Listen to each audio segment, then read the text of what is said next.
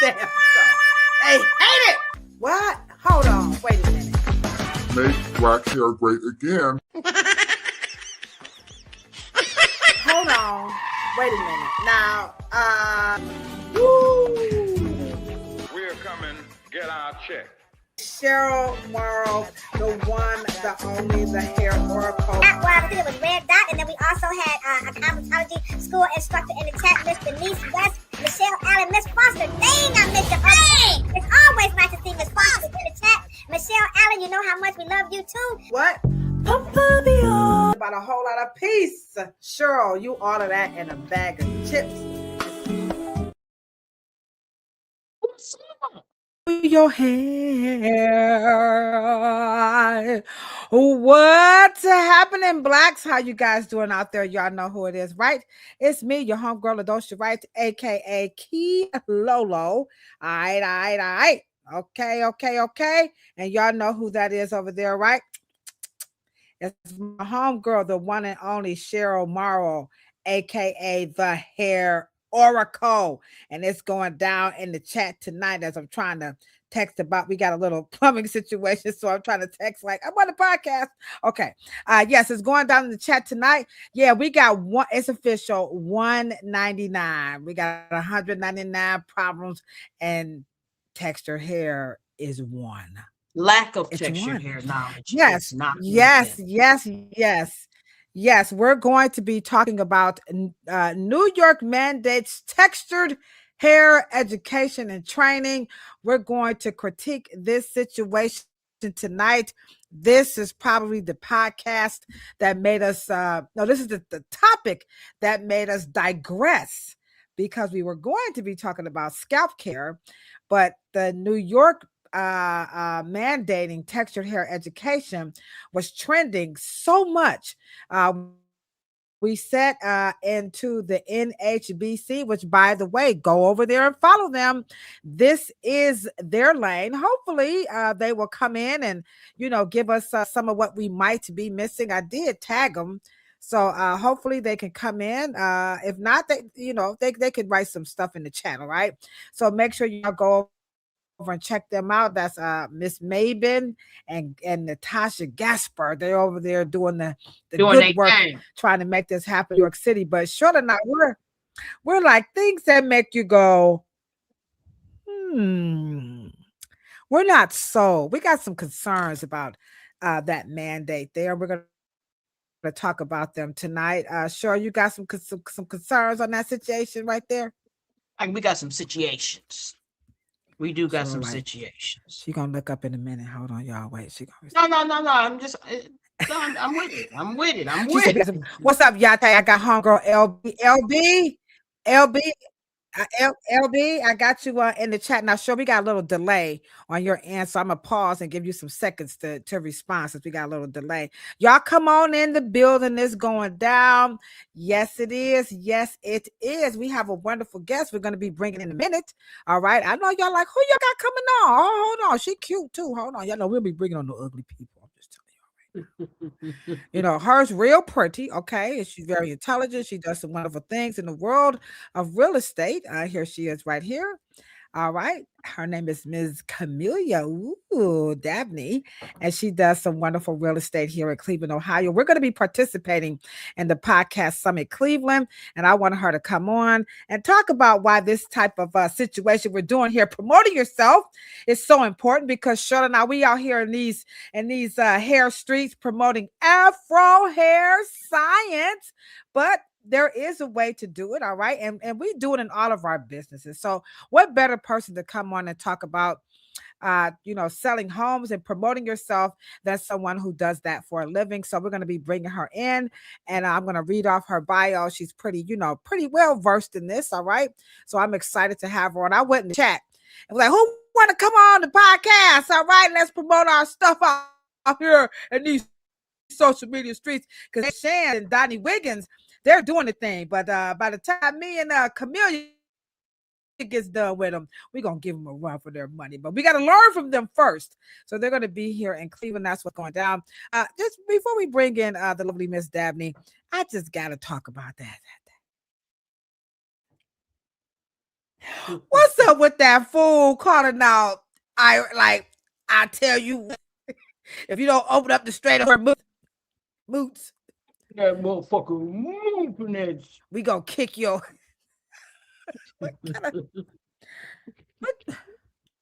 What's going on, Cheryl? Talk to me.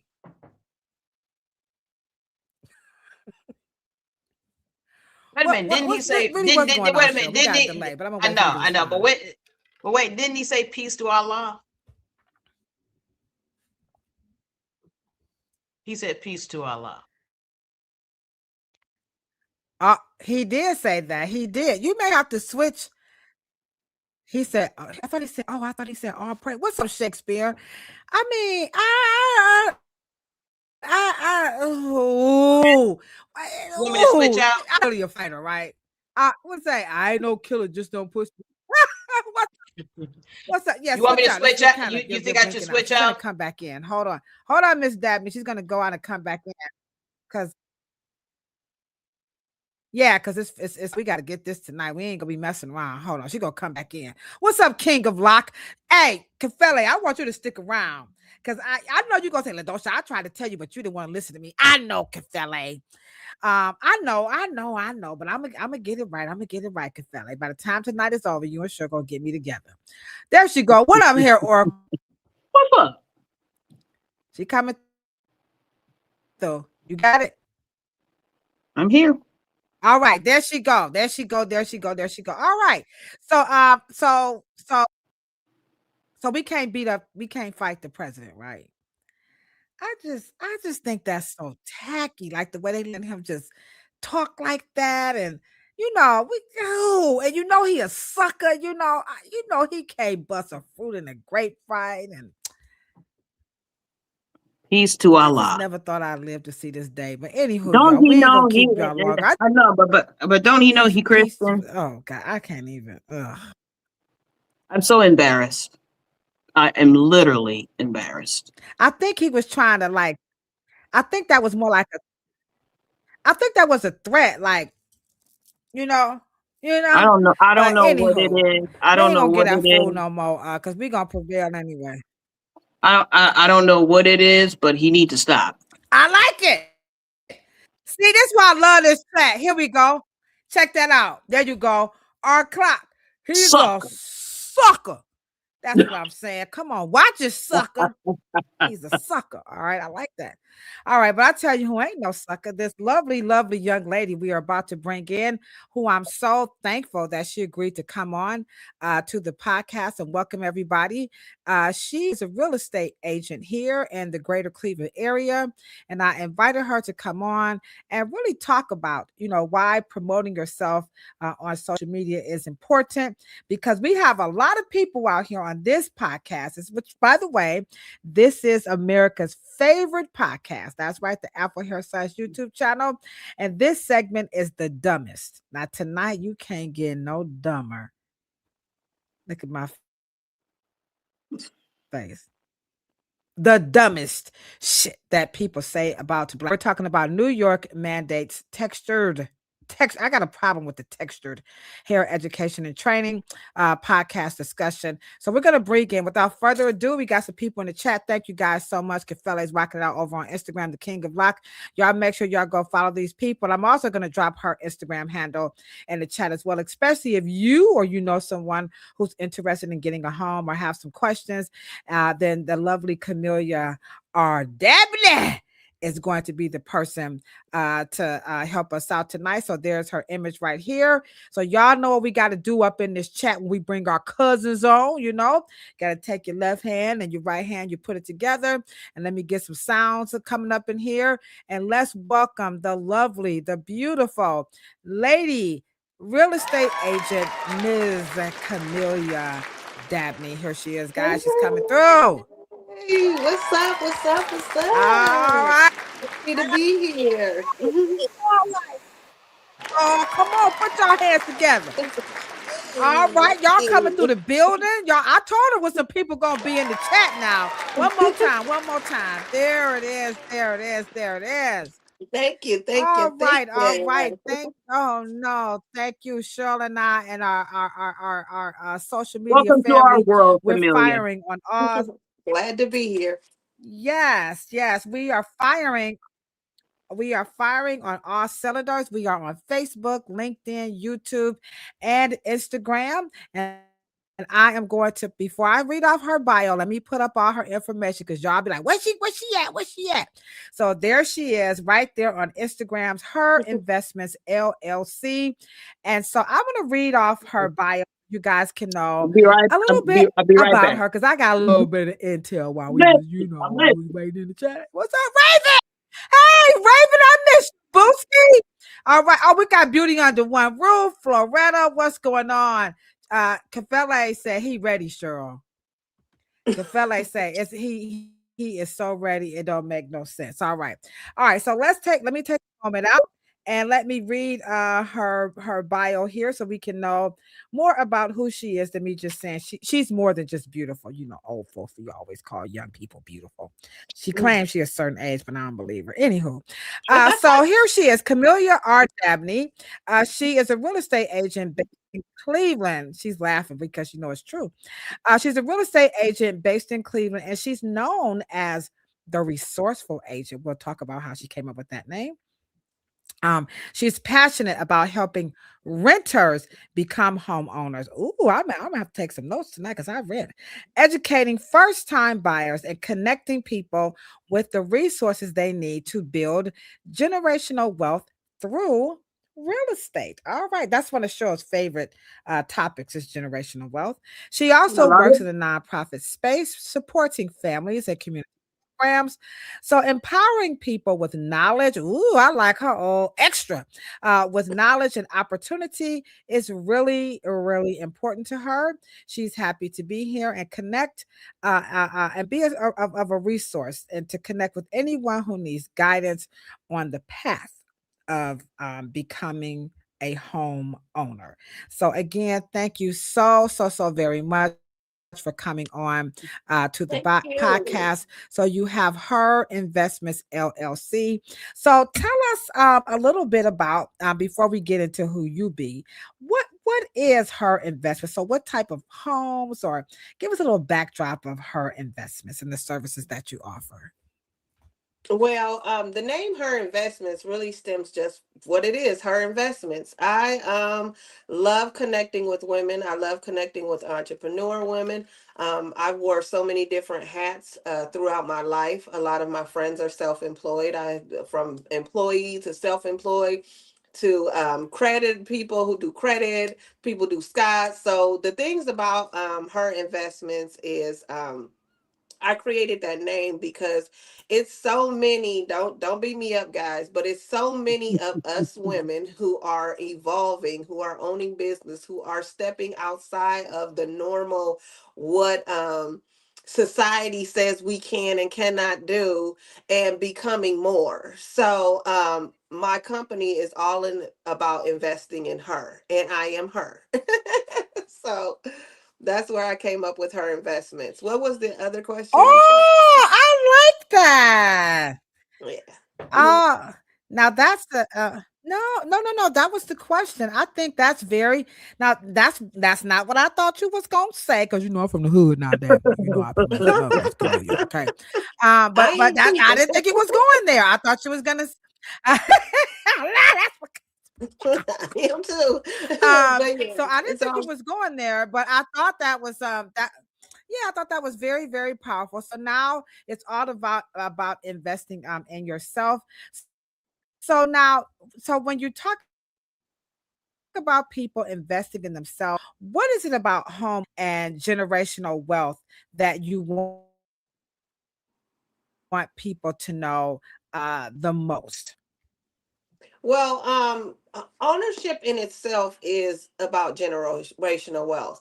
While we're here, a lot of people think that it's all about money, but money does not follow you.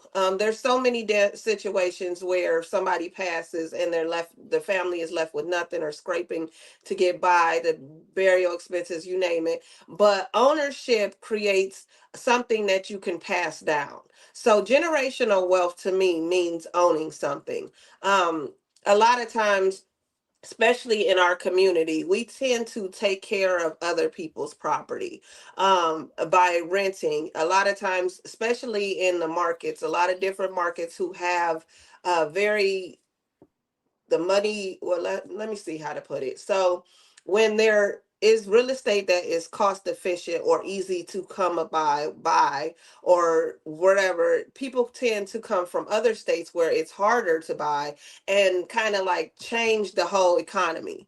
And the way we stop that from happening is by owning our own real estate where we live, because we're the ones that work, we're the ones that shop, we're the ones that have families, we're the ones that grow here, we're the ones that know what this economy needs and what it doesn't need.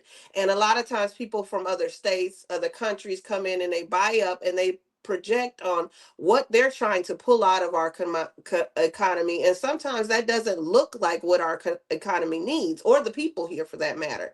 Um, for instance, you can have a landlord who purchased a property for very low. His mortgage could be like $1,100, $1,200, but then he's going to little old me, you, and telling us to pay 1,800, 1,900 for rent so that he can make a profit, because he's not only paying the mortgage, but he's also making sure that he's getting able to pocket those funds and create a pocket. And you're the person who's staying there paying rent, you're making sure the upkeep of his house is, because don't nobody want to live nowhere that they can't stay, that's nasty or this is broken down. So we're True, gonna put in true. the effort to make sure our house looks good. A lot of us do that just naturally, because who wants to live somewhere they're not comfortable in? And at the same time, we're just building up equity, we're building up their credit, we're building up all this ownership under their name, when we can do that same thing for our economy. A lot of other people, especially other races, take insurance and stuff and they split it amongst themselves and they recycle the dollars. It's about time that we learned how to recycle the money. All right, all right. So you're when you're talking about home ownership, like you said, you're not just talking about, having it to, buy some other things, but you're talking about taking it and being able to, share it with your family and invest in yourself, not necessarily just buying things. And of course, in return, you feel like that most certainly betters the community, and you're pouring out, you're representing, what's in the community and what the neighbors and everything wants to see. That's definitely that's Absolutely, very because it's powerful. leverage. It's leverage. Mm. So Now, when you buy in an area, you're going to be building up that community. You change the property values in that community, especially if you keep your stuff up. More people buying property and taking care of it increases, like I said, the property value. Not only that, you're getting more people to just care about your community. A lot of inner city places become inner city places because the who's who or the them don't care about it unless somebody's spending money and taking care of it. Once the money comes, then they want to gentrify it and move us out and then do this, when we can do it in our own community by just buying property. oh, okay. Now that's pretty powerful. Now I know we only have you for a few minutes, but Ken, I definitely want to talk about you promoting yourself. But before I ask you that question, if you could, I know that you might be like, oh, Ladosha, but if you could, to people who rent or maybe they're interested in, like buying a home, if there are three things that you would want a renter or a potential homeowner to know. I know working in a hair salon, we get lots and lots of people like I just had a new couple who just moved here from Cincinnati, and they ask us a lot about home ownership. And I'm like, I'm a hairstylist. Why y'all asking me? But no, I'm just kidding. But now I can Well, refer let's them to share. you. So what are a couple? Give me like Yeah, that's why you're here. I'm going to make sure I share your information with them. So give us like 3 things you would want a renter or a potential home buyer to know. Knowledge is key. If you don't know, ask. Um, hire a professional. Um, definitely, and don't believe the hype, and don't let nobody trick you out your spot. Because a lot of times when it comes to home ownership, people don't step into that lane because they just don't know where to start. They don't know where to get the information. We are no longer living in the world where you have to have $20,000, $15,000 to put down. There are so many programs that put people in positions based on credit, income, all types of things where they get it. If you don't know, just recently Fannie Mae took away their credit guidelines. So right now, a lot of lenders have all these different programs to bring people in because they know they have to compete with that aspect. At one point in time, you couldn't buy a home if your credit score wasn't here. We no longer live in those times. If you don't know, ask. As walk into those rooms, there's so many free home buyer workshops that people just do not walk into because they're scared. And there's people like me who teach them and teach them in plain language, not to confuse you, will answer your questions. And the people that work for you, make sure that they're answering your questions and they're being transparent and they're not rushing you, because that's very important. Wow. I hope y'all took some notes on that because I'm over here like Fannie Mae. Woo, Fannie Mae done gave us some grace. Okay. All right. So that right there, that's a wow. I was sure you got any questions for her? I know you're over in California, but any Hmm. questions for her about generate about what she's doing and her inspiration? Hmm. Hmm. Let me ask you a question. Do you make a distinction with home ownership that people who may own homes with other people living in them? No, I don't. Actually, I had a conversation with some women the past couple of weeks. The crazy thing is, both women were in situations where they became landlords. And they became landlords because they had got property based on one lady. She had a couple of relatives pass. They passed down property, and she didn't want to lose the asset, so she decided to rent it out. It's became very lucrative for her. She's taken care of the property. She's had long-term tenants.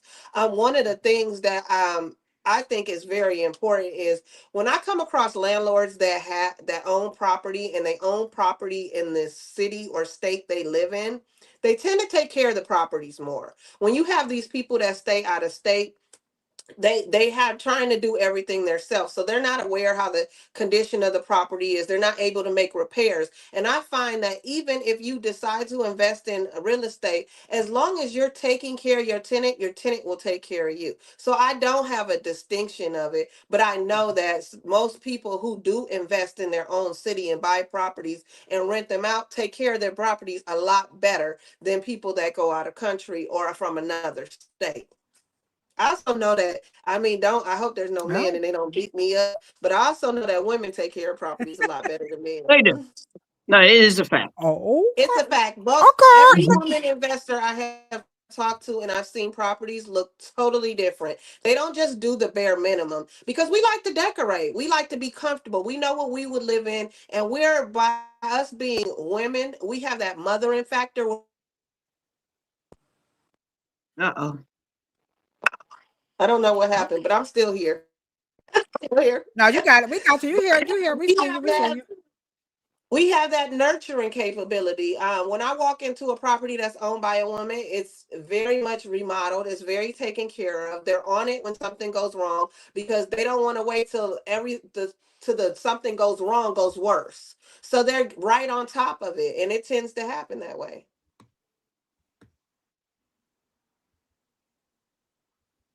You still there? Hey, Lolo. You still We're there? still here. Oh, Yeah. okay. I We- didn't want to Yeah, keep yeah, yeah, going. yeah. We're still. But her screen is black on my end. Oh, okay. I'm still here too. Yeah, yeah, man. I can see you, Ladosha, but I Maybe can't see go somebody. out and come right back. I see Go both out of and you guys. come right back Yeah. in. So we back in. Okay. Yeah, the internet is acting kind of janky. I don't know what's going on here. But thank you, everybody, while we're waiting for our lovely guest. Her name is Camelia R. Dabney, and she is the founder, the owner of Her Investments Do you still LLC. see me?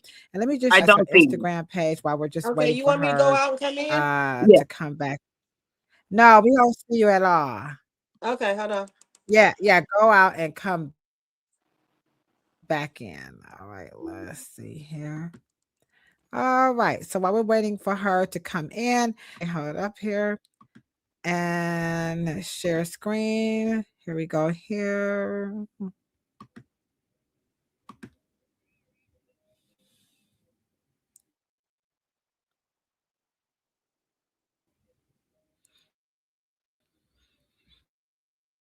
And this is her Instagram page.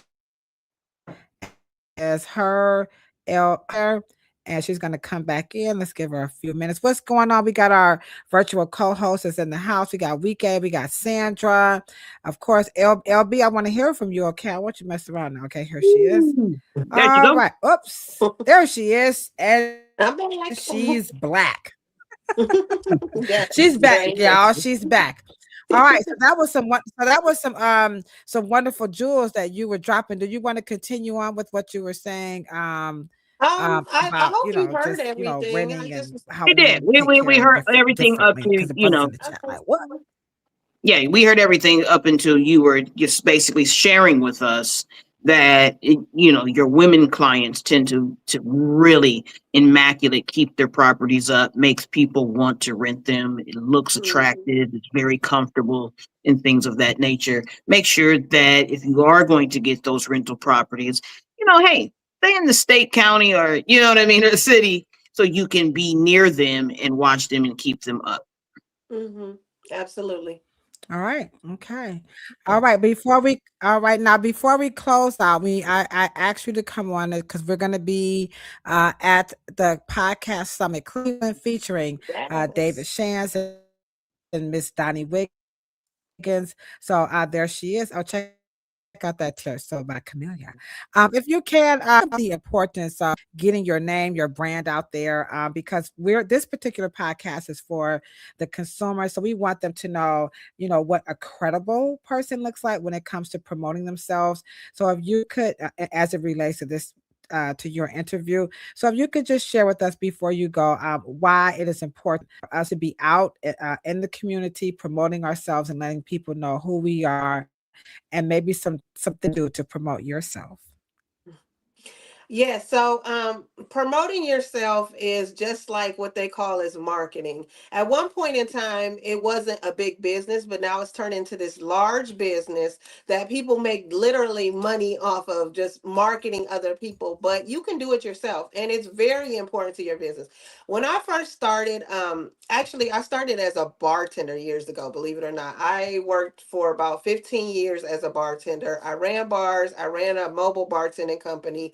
I was a manager. One of the ways that I stuck out and set myself was apart was I was one of the first bartenders that would promote herself. I would go on Facebook. I would go on before it was popular and say, "Hey, y'all, come visit me. I'm pouring drinks here. This is what the specials are." I would help create specials and stuff like that, and it just grew out of nowhere. I was being offered jobs just because the bars and restaurants want you to work there because you're doing free advertising, right? So then the other thing is when I transferred over into real estate and the other avenues I work in, knowledge is power, and we live in a very age where internet, and it's always, well, first of all, in real estate, a lot of our clients are word of mouth. If you give somebody a good experience, they're going to share your information, right?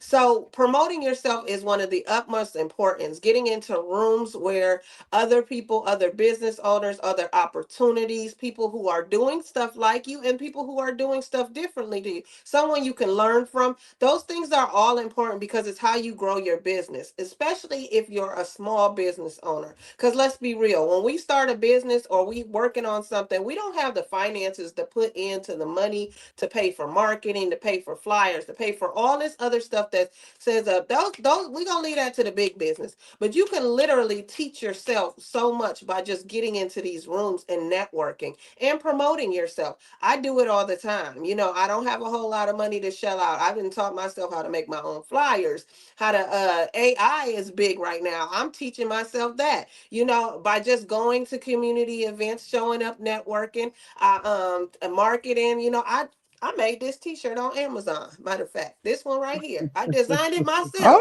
Oh, what I'm saying? But it's so okay. many things that you can know, you can find out about to help promote your business and work your business without having to spend those big $1,000. Spend those $1,000 when you got it to spend. When you need to lay on the beach. You know what I'm saying? But right now, to build your business, you need to learn how to market and network and just promote yourself. And this is one of those Gotcha, rooms gotcha, where you can. gotcha.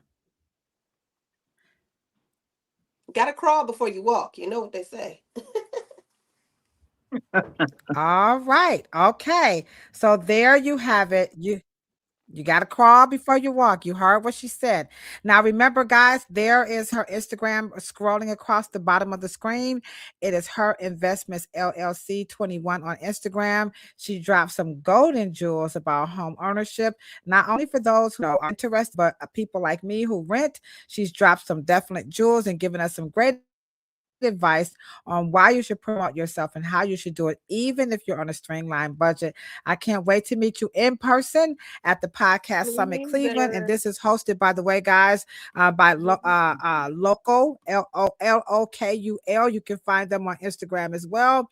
And the Podcast Summit is happening in Cleveland this Thursday. And again, it's featuring David Shans and Miss Donnie Wiggins. So you and I, you guys will see she and I will go live. I'll drag her over to my booth and she'll drag me over to hers. So that's what's happening is going down this Thursday, April the 9th, right here in Cleveland. So thank you so much, Miss Lovely Dabney. I cannot wait to meet you in person. We truly Thank appreciate you. you. We're I going to give you a appreciate big you. round of applause. And we will have you come back again and give us some more tips Yes. on home ownership. So thank you very much. Anytime. I appreciate your platform and keep doing you, ladies. This was awesome. It was nice meeting you too. See you later. Bye-bye, Camellia. Bye-bye. All right. That's what it's all about. We got a nice little warm up here. And again, you could check her out. There's her name scrolling across the bottom of the screen. That is Her Investments LLC. And right there on Instagram, DM her if you really need some help with home ownership. She definitely comes across as a person who knows her stuff. And so we appreciate, Cheryl and I, we appreciate her time for coming on here with us. So now, without further ado, we got to get into our topic tonight.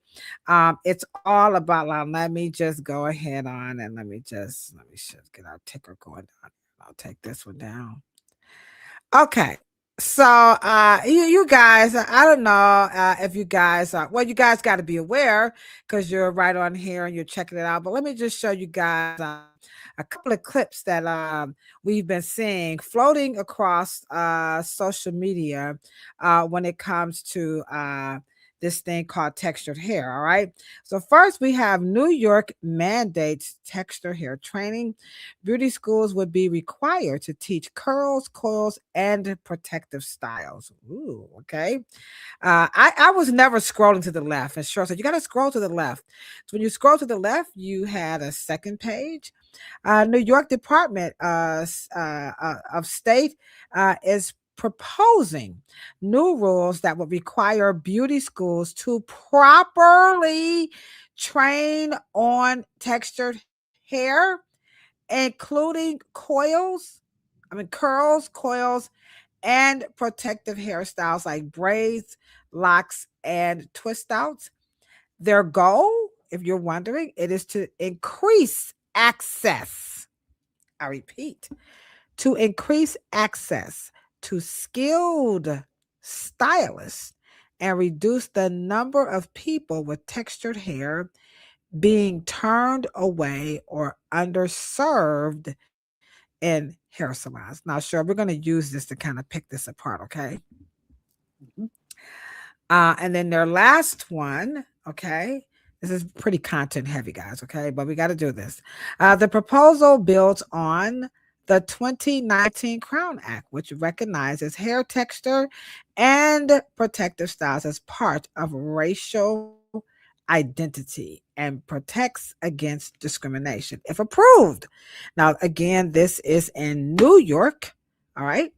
Schools would need to update their curriculum by September. Ooh, this is coming up, Cheryl, making textured hair education required standard across New York City. Some of you might be wondering, are there other states? Yes, there are. Whoops, not that one. You have I think it's California, you have New Jersey. There's quite a few other states who have this mandate in place. Louisiana. So you got a couple of other states who's already doing this. So this is not, it's not just new to New York, all right? So with that saying, all right, how many people in the chat are for this textured hair mandate? And if we could get, let me just kind of show the picture again, right quick. All right. Okay. So here's the mandate. This is the textured hair mandate. So I just in the chat, you could just say me if you're for it. Here on Instagram, let us know if you are for. What's up, Beauty Under One Roof again? The King of Lockout. We're looking pretty good over here on Instagram. Anybody wants to just say, if you don't want to say nothing, it's okay. But how many people are for this New York mandate of textured hair training? And again, it is also required in other states. All right. So I'm just going to take this down and see what people are for, because Cheryl, I asked the chat to create this. You're going to like this, Cheryl. Look at that Afro-haired elephant in the room. We got to address it. You like that, Cheryl? It's time to address that elephant in the room. Yes. We're going to address the Afro-haired elephant in the room. Let's talk about it. I put the cosmetology book in there. That chat GPT ain't no joke. Oh. It ain't no joke. Y'all got to use that stuff. All right. All right. Okay. Sure. We got a couple of responses coming through. Okay. It's interesting. Can't wait to see it. So we got some. Oh, they kind of iffy. What's up, Mo?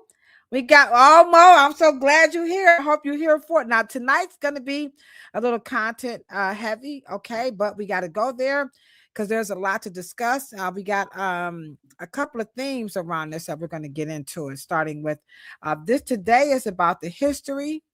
Next week, the politics of it. The following week, the culture of it.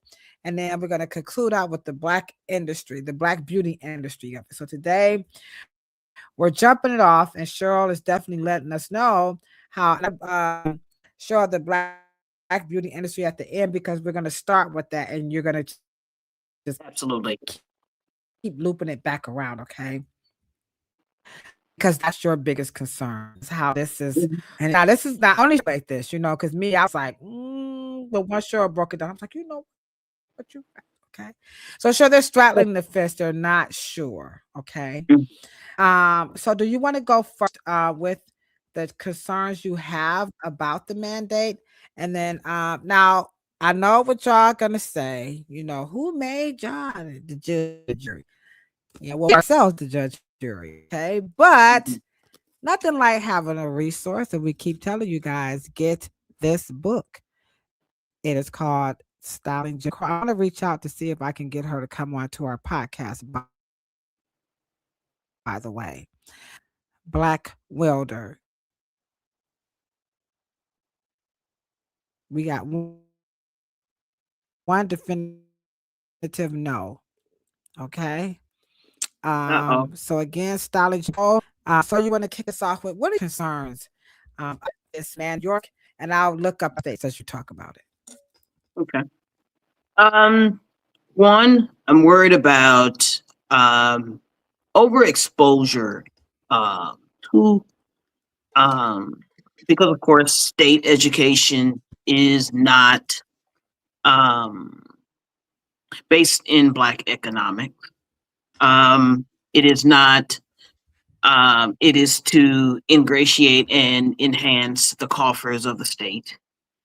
Also, because Black hair care was an industry for Black people. And there is something that we say in the professional world, we call it the arts and sciences of curly hair.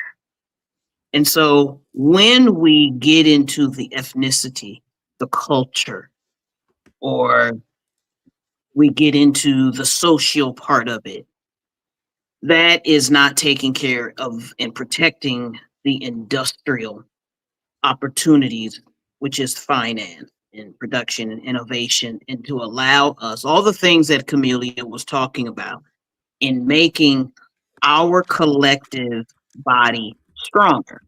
Now, and because I'm afraid that the overexposure of ambiguous terms like texture is ambiguous. Texture is a word that could be applied to any other industry. Now, I'm gonna have you. Go ahead. Yeah, I wanted you to expound on when you say texture, hair, or texture is ambiguous. Because Right. now we're getting into some of the meat of the Mhm. concern. So what is it about textured Mhm. hair that makes Mhm. it ambiguous for you Mhm. as an Afro hair scientist, a cosmetic trichologist, a Mhm. cosmetologist, and just a person who has Afro hair, you know? Yeah. And in the last 26 years, we have not, as a collective, not individually, but I'm talking, and hopefully you guys understand this podcast is collectively. We're talking about us collectively, not as individuals. And so I don't think that the spreading ourselves thin in terms of the mandatory in teaching other races of people, exposing them to our artistic and cultural styles, right? Without us actually redefining and defining what texture, because as a Black person, when I say texture, I know what you mean and you know what I mean, but explaining texture, because texture is not a word that we own as Black people or as Afro descending people. We don't own the word texture. Texture could mean fabric. Texture could mean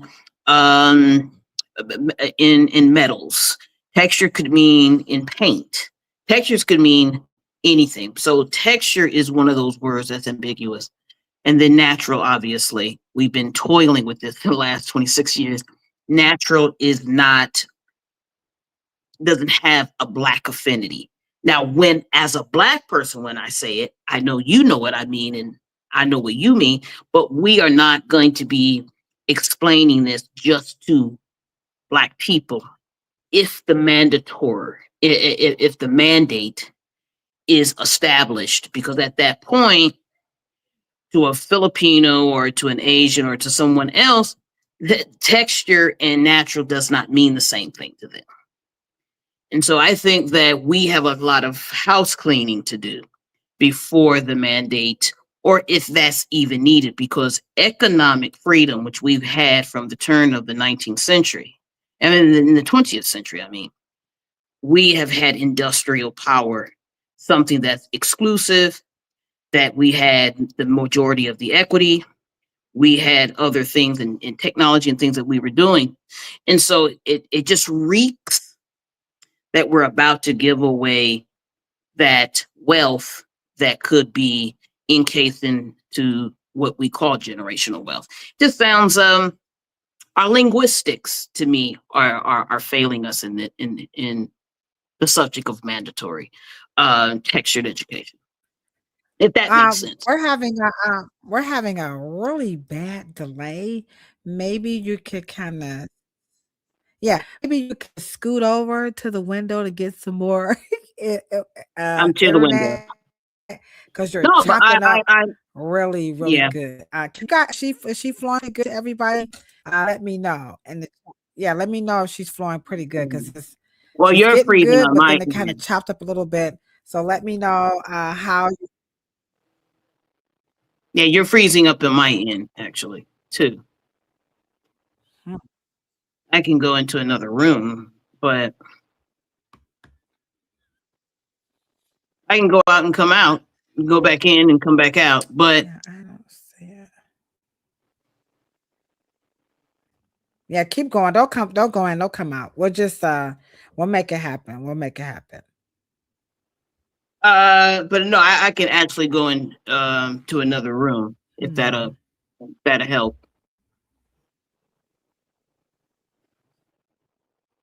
Can you hear me? Yeah. Okay. You got some preaching in the chat here, okay? I got some preaching. Yeah, so we got some questions coming in. So she's gonna move around a little bit. And again, for those of you who are just coming in the chat, and boy, is it hot. Ladosha, I'm freezing too. Yeah, yeah, yeah, yeah, yeah, yeah. I'm not quite sure. It must be my internet, okay? But you can hear us both. And she says, Ladosha, you're freezing. So let's Is see. Cheryl good?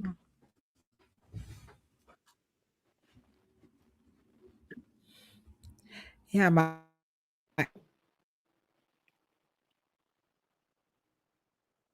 internet is saying that I got bars, guys. I got boomers. All right. Okay, let's see how we're doing. Let us know. I see myself freezing there, but we're back up. So let's see how we're doing. LaWanda said we still look cute. Okay, you guys can hear us both. All right, Cheryl. So you've taken us through a really deep dive into some concerns that you have with the word Well, both textured words. and the Yeah. word natural. And now y'all know not going to mess around with this here. Um a part of me, I don't like the textured hair because we are forced to make it palatable to each other. Mhm. I honestly don't think white people will have a problem with the word afro. Mm. I believe that we should just use the term afro hair. Mm. And we wrote a bill. We did a bill here in Ohio. Mhm. What you got? We've not made it a big secret, and we called it the Textured Hair Science Bill. We didn't want to do that. We really wanted to call it Afro Hair Science Bill. But again, we had to make this palatable. And so there it is, the textured hair science. So we've definitely wanted it to be, and it still should be scientific, but we kind of had to do it. But for the record, it didn't pass, so we can say, which we never made it a secret.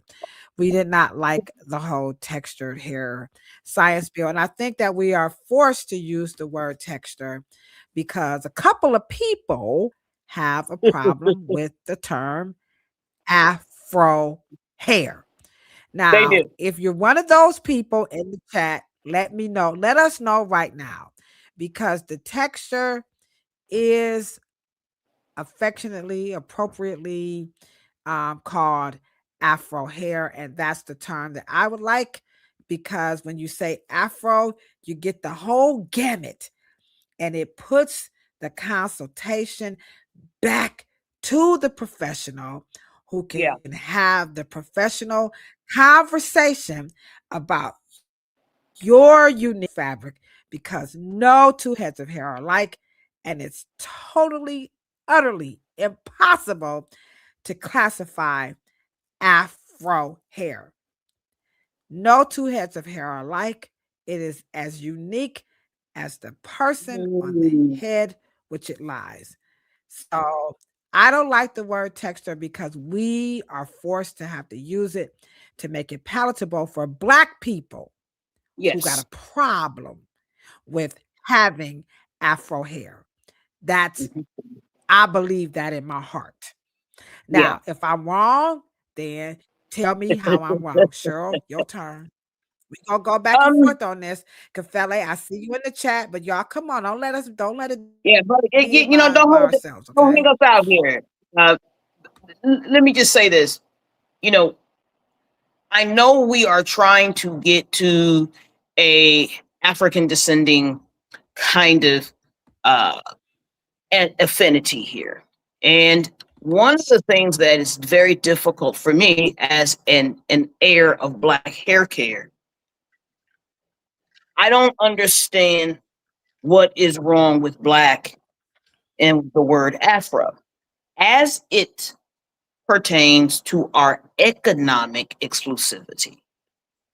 We want the liberties, the freedoms to govern Well, and let's to ask the chat, Cheryl. Anybody got a problem with Afro hair?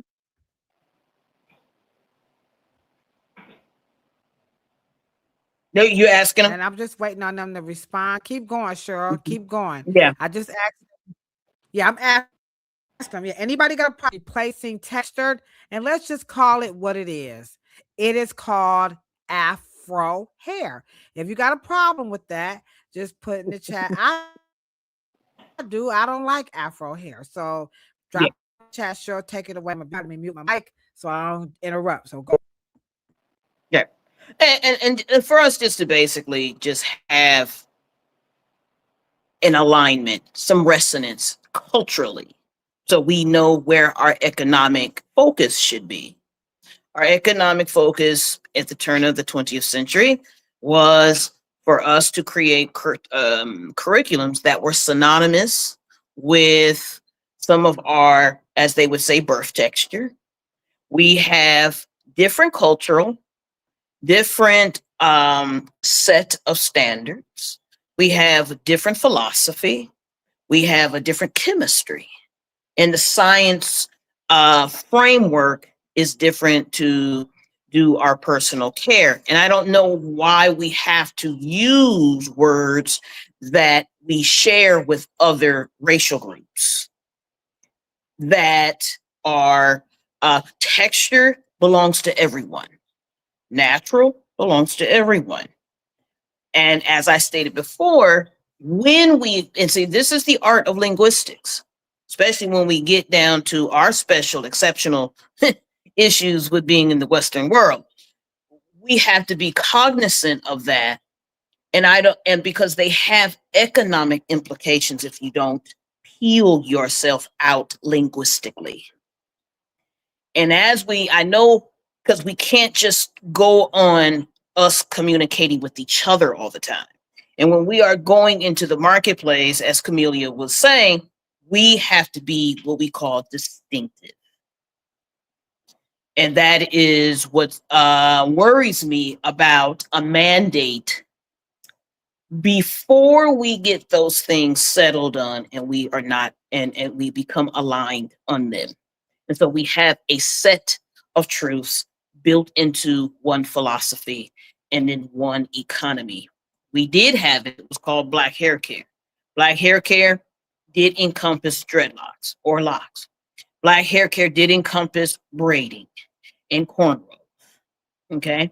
Braiding, Black hair did encompass all of it. Black is the gamut, and then all of the other subsequent segments. I just don't understand why that business model that built the billion-dollar industry is no longer. It's almost like we abandoned it. I'm done. Yeah, yeah, that's good. No, no, no, no, no. I ain't gonna have nobody in the chat getting on me for cutting you off. I learned a couple of sessions ago. Do that, Miss Morrow. Okay. Now, I know y'all here for the hair oracle. Y'all know I'm gonna get this shit started. Because we talk about the dumbest. We do mean the dumbest. And we already said we're just gonna put it Tando Cafele, the king of black, says he's applauding because we're gonna say the quiet. Where is it at, Cheryl? Let me just put it up one more time. Hold on, y'all. hold on. We're going to go ahead on and we are going to address who? The Afro afro-haired elephant. elephant. We're going to address the afro-haired elephant in the room. We have been forced to That's right. use the word texture and natural to make it palatable, not to white people, but to black. Now, black could be uh your Puerto Ricans, right? Your Latinos, because they can if they have Afro hair, they don't want to say Afro Latino. If they're from the Dominicans or all the other islands, y'all know. Because Yeah. Africans ain't got no problem with no Afro. Okay. So it's people outside. Now, I ain't trying to talk this FBA stuff. Y'all going with all that. I'm not talking about that. Okay. I'm talking about people who are not African Americans, but they Right. in this black culture and Mm-hmm. they coming in here and they're replacing our language. Right? Am I saying this right, Cheryl? Of Mm-hmm. Afro hair. So we have to Mm-hmm. address it. So there I'm saying Yeah, it. We ain't saying absolutely. it no more. We ain't saying texture. We ain't saying natural. It is what it is. It's Yeah. Afro. Because, like I said, when you're a professional, whether you're a natural hairstylist, a cosmetologist, or a barber, we say Afro. And when we do the consult, we can customize the language to your unique fabric. Now, I got the book here, right? This is Milady's standard on natural hair care and braiding. And I took the page because you know me, I went there. And this is on page. Here we go, Cheryl. Now, if y'all don't have the book, go get it. Okay. It's not that Uh-oh. expensive. It's on page 98. It is not an expensive book. Okay. Now, this is a textbook. And in their textbook, they're saying hair texture is the curl configuration or curl pattern of the hair. I rest my case. Y'all see, they scared. I'm going to say it again. On page 98, let me read it again, y'all. They are, this is this natural, that's why we said, but they didn't put the cart before the horse, okay? Where that book at, okay? And notice the hair texture. It ain't Afro. They go run from this. They go run from this Afro, but we ain't having it. Here it is again. Hair texture is the curl configuration or coil pattern of the hair. Notice how they put curl first and the coil second. Oh, shit. And that's Unscientific. No specific. Yeah. disrespect. Come on. And Come that on. is Keep the going, Cheryl. Let me back it linguistic, on up. Let me back it up. right. And that's the linguistic tricks that is going to get us in trouble. And what trouble would you think that I'm talking about? The best way to infiltrate and spread apart, okay, because we know spread apart together. And I think that we know what this symbol means, right? Because when you can divide a subgroup, because we know as Black people, a curl is in a different industry. It is akin to what we call hair. Coil is akin to many industries: mattress industry, oil industry, machinery, mathematics, computers. It's a lot of things that coils belong to. Okay, swirls usually is biology, ecology. So we have to understand that linguistically we can't be all over the place. Now, if you take curly hair or straight hair and make it curl, and you get a certain type of what we call ringlet, where you have spaces in between the turns, then Let's say that, but that is artistic. It's not scientific. And so when we begin to put these words in what we call education, there is no science to it. So it's not education. It's just a technique and a maneuver and a All physicality right. Can I in interject? terms of art. Go ahead.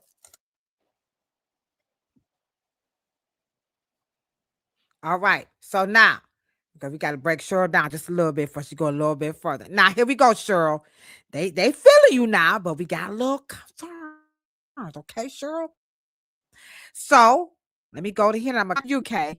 All right. So Urker just said earlier, I believe the so-called texture use came with the natural hair movement. Repeat.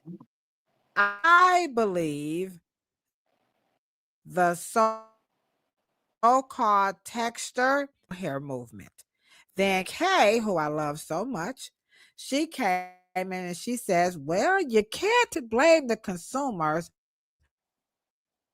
Why aren't professionals using the words Afro Hair Care?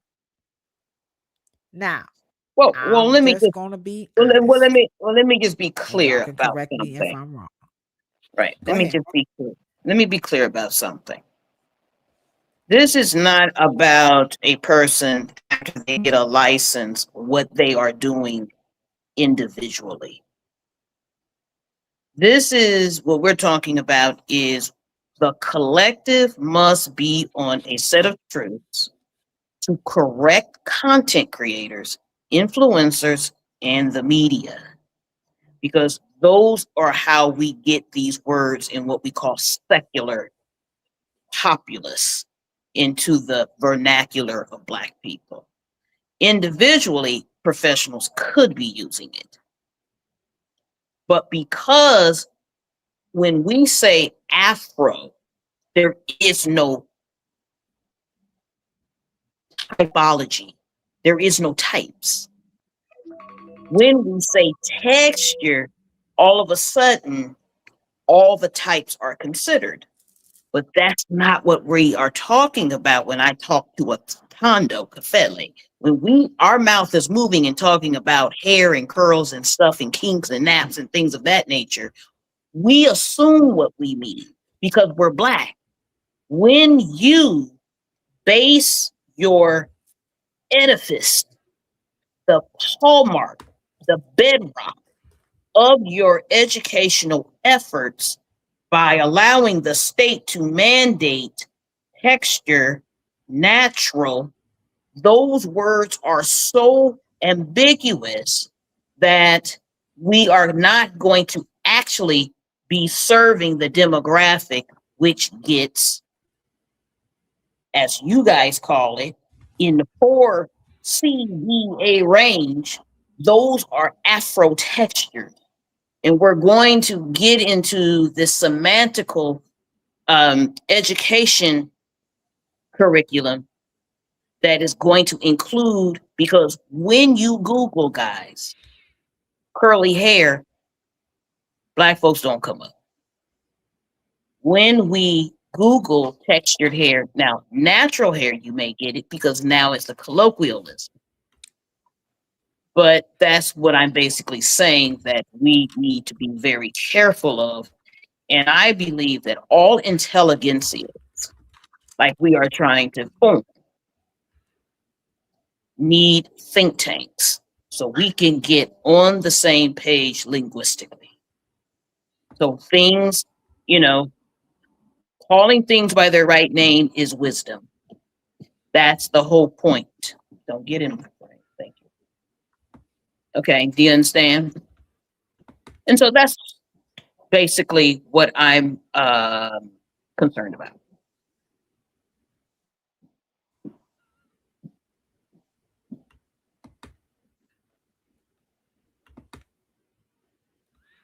All right. Right. Now, I'm gonna piggyback off of what you said, Cheryl. Okay, I gotta put the book up. I want y'all to see phobia that's in this world of textured hair and natural hair. Okay. These folks are scared. Now we capitulated. I've already said that even in our own textured hair science bill, me and Cheryl was like, no, no, no. And they said, no, you gotta do it. You gotta do it. You gotta do it. Now their rationale was, because of the DEI, and they don't want to scare off the Republicans with the word Afro. I ain't never heard no white folks have no issue with the word Afro, but certain black people have a really big problem with the word Afro. Because when you look up the word, like she said, if you Google curly hair, now I'm not saying black folks don't look like that. I'm not saying that. And I'm not saying that those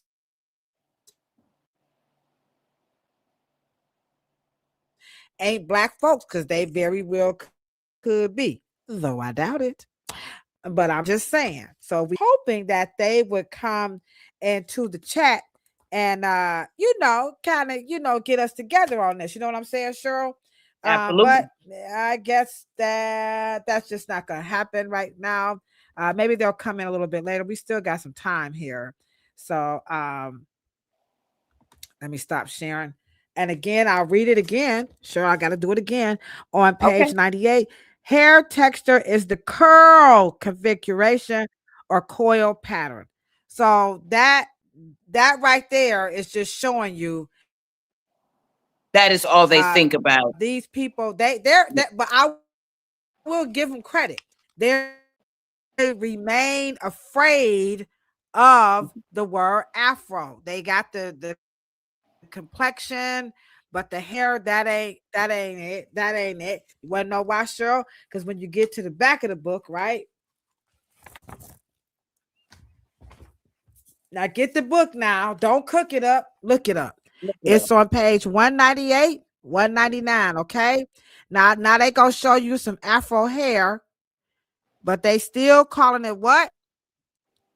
What they calling it? Curly, coiled, and braided hair. Now y'all know good God.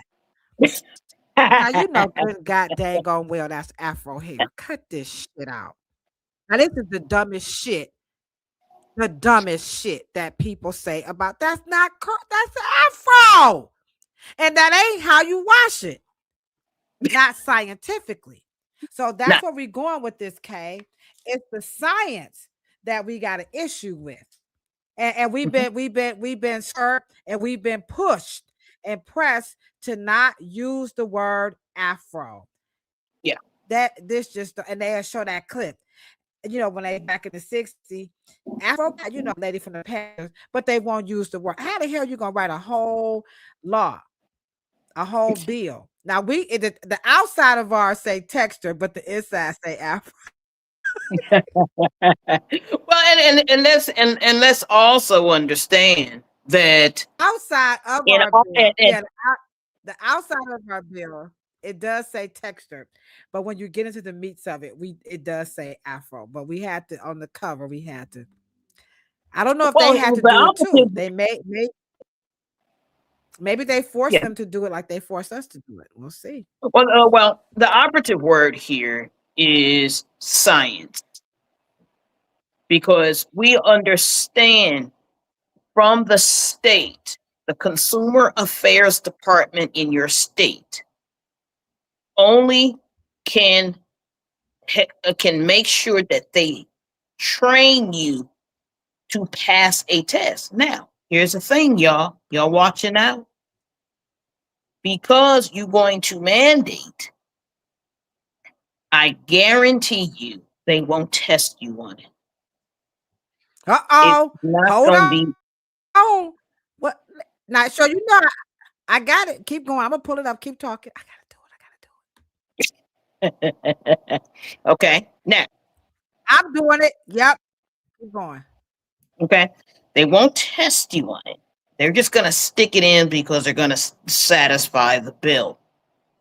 The key here is that I guarantee you that most Black people that will enroll in beauty school, because textured and natural hair is lifestyle, life sciences in Black culture, most, I would say 90% of them will already know and have high indexing texture and natural hair skills. They will be twisting, braiding, locking. They will already have family members who have those styles because they are cultural affinity. That's cultural artistic expression. Okay. Now, what you're saying to me is that when I go to mechanic school, I just want to know the generalities and the do's and don'ts and regs and regulations of mechanics. Don't tell me that I have to now learn to work on a Bentley. I'm not working on Bentleys. I'm going to do race cars. Okay. So what you're saying is that you're telling me that I have to have skills that to work on certain European engines, even though I'm American, and I'm going to be working on American cars. But you know you're not going to test me on them, because to test me on a twist out, wash and go, and a braiding in a test setting, like who's going to govern that? And where's the money and funding coming from the tech? You know, my whole thing is that as Black folks, and that's one of the things we have for the month, Barbara Sizemore wanted us to understand Black folks just don't get it, because we don't see the third and fourth and eighth, seventh and 10th step before we do 1, 2, and 3. That is important. And we have to be intentional, because in an Afro world, 4C is 1A. In an Afro world. In an Afro world. Can you tell them why? Because we go on the scientific gene expression, in that most of us who identify nationally, affinitely, genetically have Afro birth hair growing out of our heads, that is Aiken genetically, physically, that is the oldest and first hair. It is the most dominant hair. It is the most ubiquitous hair. And that is where we tend, in all sciences, we tend to use the dominant prototype as the gamut. We teach from that. We teach science from it. We teach chemistry from it. We teach biology from it. And those things cascade in a spectrum, and every other subsequent texture is a derivative of a dominant texture. That's why in an Afro scientific world, we start with the dominant. Now let me interject. Let me interject, because the chat is on fire. All right. And the dominant. I repeat, in the scientific world, we start with the most dominant. I am a Framisi certified master colorist. It's no big secret that the color laws are universal. When you start with coloring hair in the level system, one is black, not people, but color. So 1 is the darkest and 10 is the lightest. So that in itself proves Afro Hair Science point. You do not start hair coloring at level 5. It is very individualized. There are 5 principles to coloring hair. The first one, you must determine the natural or existing level. You must. I don't give a flying flute for you. You cannot formulate. You have to know what. And I'm going to stop right there. You have to know natural or existing level. So how can this book be written legally, and they're going to start their education off on page 98. I'm not being petty, I'm being scientific. And they Come are on now. defining hair texture is the curl configuration or coil pattern. This is scientifically the most backwards. Now, I had a problem when I talked to Cheryl too. Now, I want y'all to think I woke up like this because I didn't, because I used to say this dumb shit too. And Kafele might remember in the class, I was so scared. I said, well, what am I supposed to say? Sure. And Sure said, well, why you feel you got to say something? And it just is what it is. But I felt bad because I didn't know. I felt like I should have known. And in my gut, that shit, it just fucked with me. So this is no disrespect to, I don't know who wrote this book. I need to look at it as we move on. Oh, here it is. Diane Carol Bailey. I don't know her, but we need to talk to her. Diane Carol Bailey, we got mad respect for you. But the science, your layman's term, doesn't match the science, and it's doing a horrible disservice. Like, we're just going to overlook Afro hair. I'm not understanding that. I'm not. Well, Cheryl, once again, maybe I missed something. Help us with well, that. once again, you're only mandating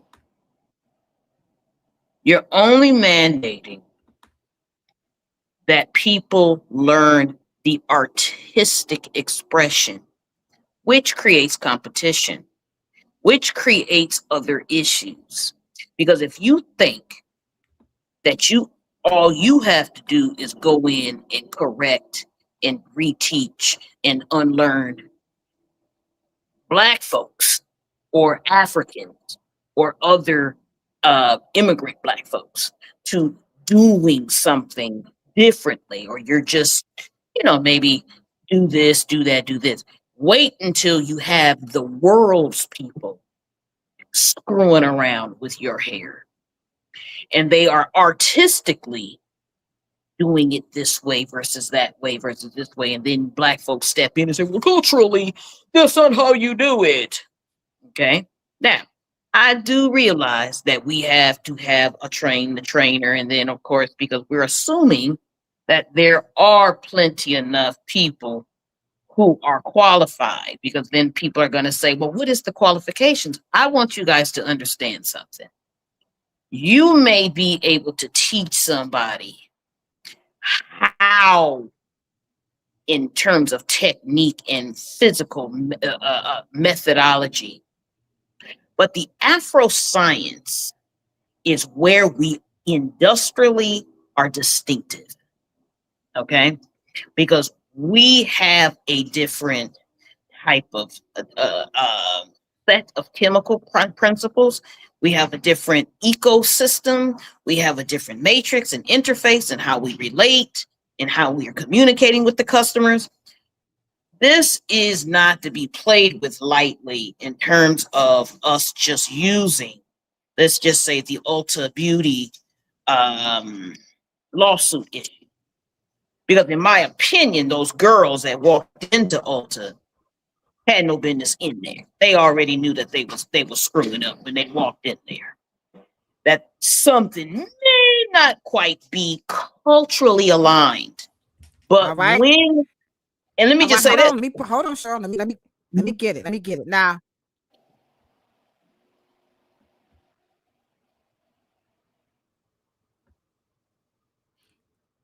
go ahead. Go ahead. Finish it. Oh, I'm sorry. I thought I was waiting on you. Okay. So okay, yeah, right. Because we had a question about that. But okay, go to the question. Before you answer that, we have our virtual co-host in the chat saying this chat is on fire, which we kind of had a feeling it would, and we thank you guys so much. But show them what they need to do right now to help change the narrative as we critique and confront New York mandates, texture hair education, and training. Here we go, guys. Do this right now. from your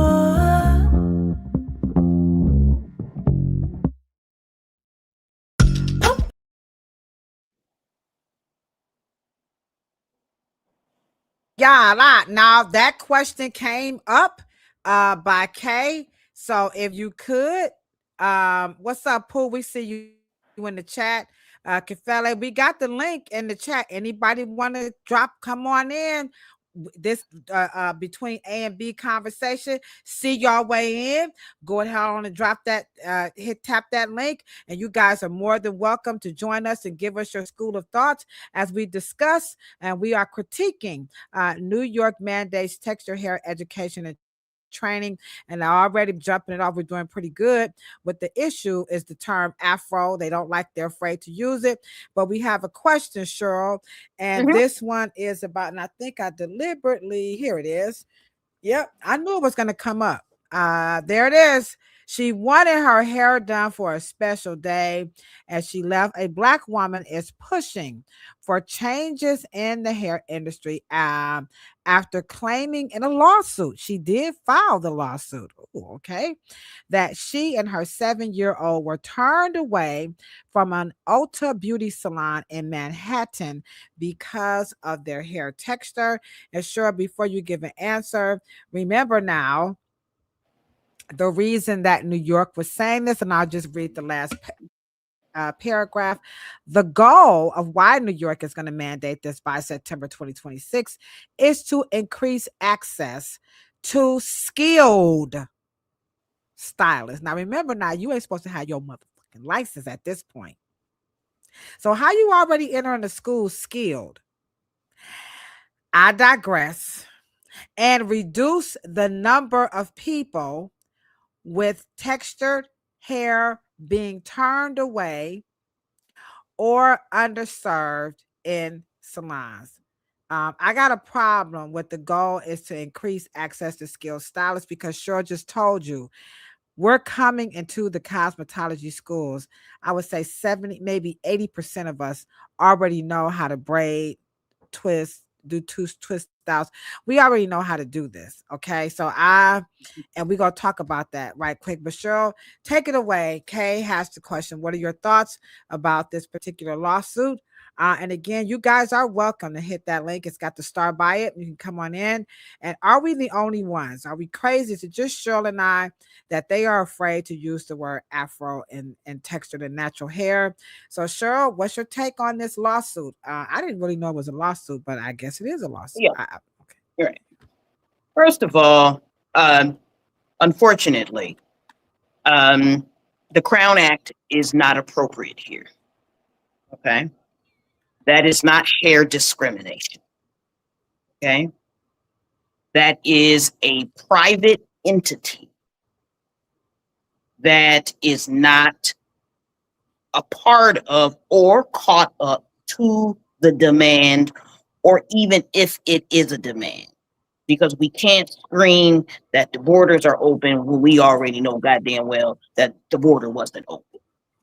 So you can't just scream a problem when there is no certain problem. That's a private business, okay? Private entity that, because one of the things that is very strange how Black people see things, because this is lack of critical thinking, that actually is a feather in y'all's dumb ass's hat.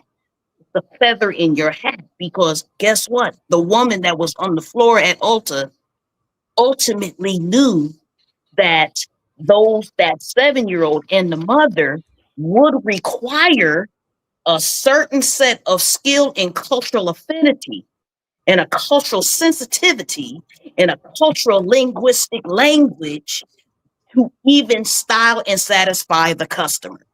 That's a feather in your hat.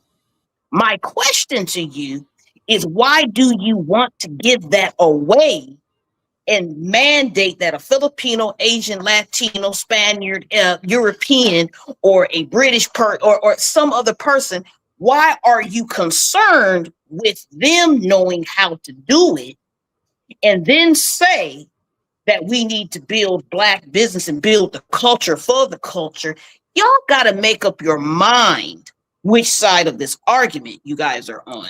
And then once we make the argument, what will be the fallout after we go forth? Because at the end of the day, them two Black individuals, they knew damn well when they went into that, because at the last time I checked, Ulta not in the hood. Ulta is not even on the outskirts of the hood. It's in the suburbs where they pay taxes to a white base. So what made them go in there and demand that they get an African, Afro, Black, textured, natural hair care experience? Ridiculous. That's my point. That's lack of critical thinking. Actually, the skill set belongs to you, Black people, but you see things so backwards. I don't get what side of the argument we're on. I don't understand this. Make me understand. Now, make us understand it, because I'm with you. Because you got Black people who can't do it. I can't. Hey, listen, Linda. Listen, let me pull up. Pull up on me. Now let me tell you something, right? I am as black as black. I'll talk it black and blacker than black. But I don't know Jack Ruby about a sister lock, a interlock, a two-strand twister. I'm not twisting out nothing but that ring on my them things on my mop. Okay, I don't know, and I don't know how to do it. And part of my job is to be forthright. A little more light in my camera. Now, I don't get it twisted. Now, I get it on up in there, but you ain't gonna do nothing but take me to court. I'm like, don't you try? I asked you to do me some Senegalese twist. I don't know how to Senegalese. I can barely say the damn word. Okay. Just because you license, that doesn't mean you know how to do it. I don't like even the fact that they're eluding that once they get the education and the training, that they are going to know how to do it. I'm going to tell you why. Because of this comment right in the chat. Hold on. What she going to tell is she just became an educator. And she said, yes. I was helping on the floor in her school. Thank you. Now, Yate, were you a teacher or did you volunteer to help with that? So again, these people ain't right. Now, Cheryl, I'm do this right here, and we're gonna play DJ Cassidy, and we're gonna pass the mic because y'all know we got to do this, right? And I'm glad Yate said it, okay? Because we brought some more receipts, okay? So we done pulled out the book. Now y'all go get these books, and I'm gonna write Diane Bailey a letter. I think she might be on social media, and I'm gonna ask her, does she know about Afro Hair Science? Okay. But you can get the book. They do get an E for effort. We cannot throw shade on the work that they've done, but they should have checked with some other folks first, mainly some anthropologists. I think Nina Jablonski and them and her assistant would have loved to help them with that book. Okay. But anywho, I digress. So to your point, all right. And I'm with you, Wiki. I'm glad she told them they didn't know what she was doing. This is going to page a 28. She coming out the gate with this, okay? In case y'all wondering, because y'all keep saying the cosmetology is the white man's education. All right. Here we go. On page 27. Mm-hmm. Here we go. In 1987, Illinois became the first state to license cosmetologists. Now, you write this down. I'm in styling on page 27. In 1927, Illinois became the first state to license. Marjorie Stewart Joyner participated in drawing up the Illinois Code. Other states follow suit. And by 1940, all 48 states had passed the laws regulating the training and license of beautician and setting standards for sanitary conditions in shops. And this was written by who? A black Woman. black Black. woman. Now I know y'all gonna get on that damn Google and y'all gonna run to Nick Samaglia for his contribution to the Miladies. But we just told y'all, Madam CJ Walker, and when you flip over to the next page now, I'm about to turn it over to Cheryl, but I just had to, because y'all know I ain't as smart as Cheryl shit, okay? When you get over to the next page, it's telling you that while generosity may have characteristics of all these beauty giants, none could have built the empire or supply without self-supporting. And they're talking about the efforts of Annie Turbo Malone, Sibby Love Walker, and Sarah Spencer Washington. These are the women who built the foundation for cosmetology. And remember now, because once they saw we were making the money, they said, oh, we need to regulate it. So they could not write it. They came to us. So please, from now and forevermore, stop saying that white people did cosmetology. It is not true. Now, granted, they do run it legally, and all this stuff. Well, it's the same thing. Changed over the years.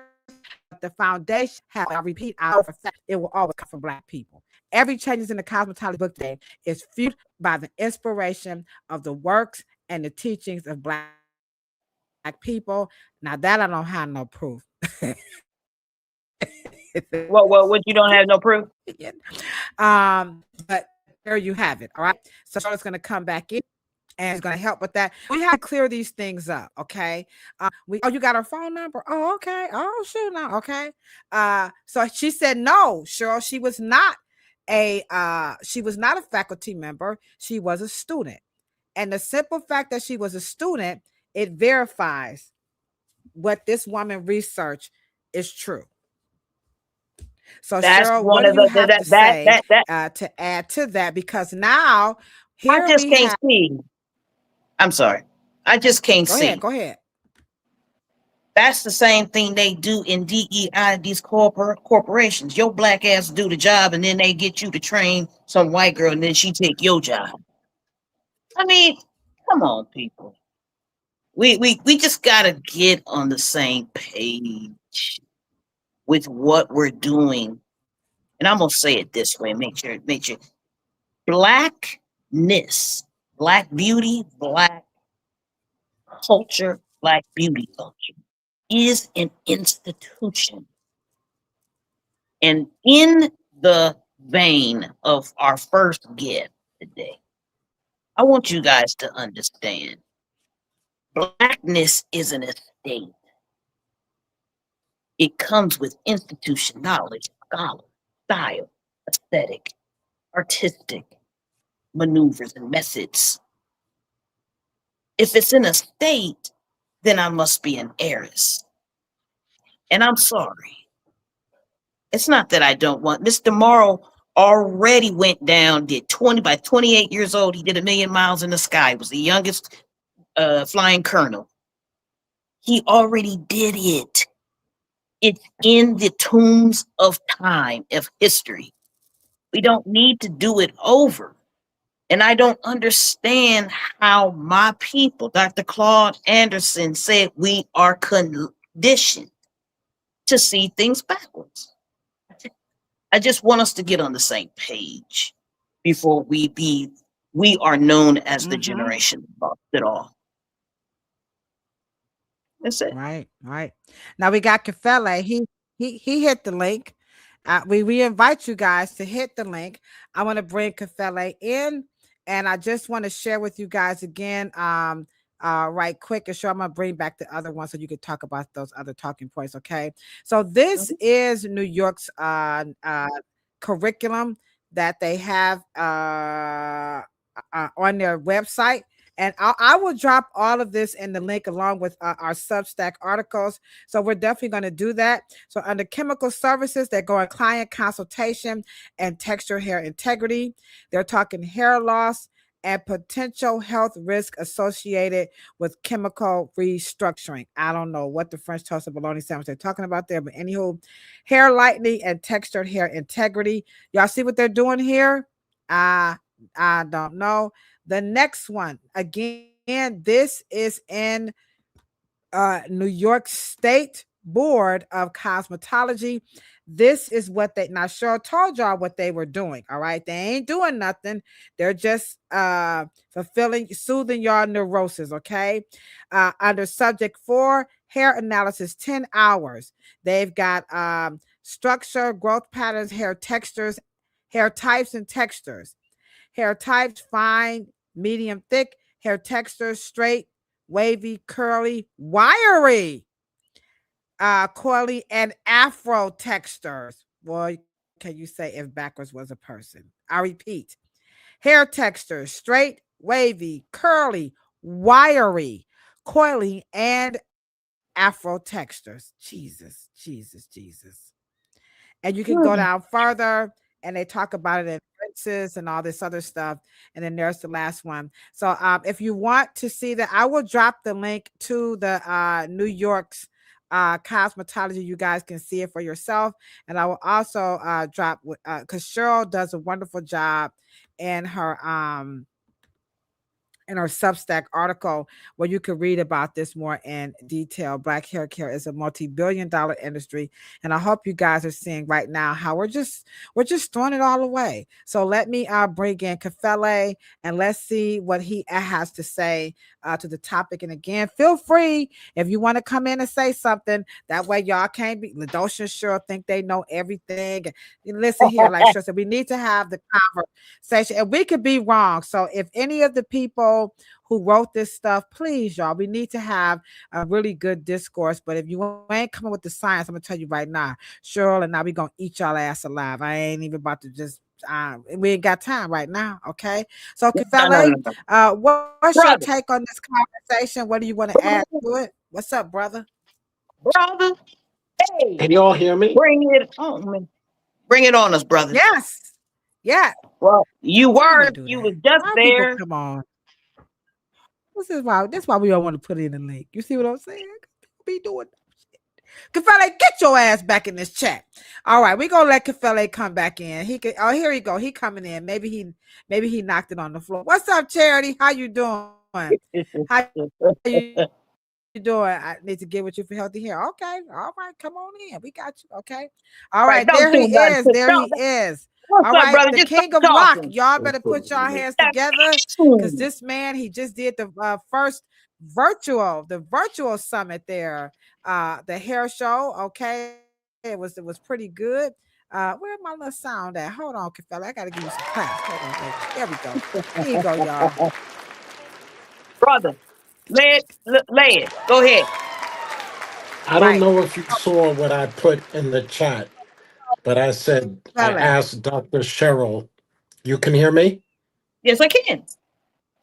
I asked you, Yes. Dr. Cheryl, will you marry me and I will settle for a prenup? Oh. the first proposal right here on the Afro Hair. I ain't know, but I be combing I be doing everything, put on all kinds of makeup. Ain't nobody asked me. I'm jealous. I don't want none of your father's legacy. I just want you. Little dog, Oh, brother. I'm so sweet, man. You know, Not a great mind, so great what? minds think alike, and I think that our heart, more than great minds think alike. All three of us, our hearts are in the right place. We love our people to the depths. Now, Dr. what did she And Cheryl, say that yeah, made you want to marry her? What did she say that made you want to marry her? Ask that question. because we're in alignment. We're soulmates. We are we're hair mates. We're follicles. We are me and Dr. Cheryl are protective styles. that part. And so, Oh, oh, he getting all poetic Ladosha, and shit. Ladosha, and Dr. Cheryl, thank you, thank you, thank you for this podcast. This episode is an award winning episode that I will be personally sharing. Thank you for standing in truth. Truth is not an easy thing to do. It scares a lot of people.